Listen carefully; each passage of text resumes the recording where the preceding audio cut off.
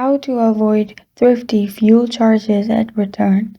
Hi everyone, I'm here to assist you today without any delay. Let's jump right in. First, for thrifty fuel charges at return, what level of fuel do you need? If you have not prepaid for fuel, you should make sure the fuel is at or above the level you started with at pickup. If you do not refuel and have not prepaid, you will be charged for fuel. So make sure you fuel how it was.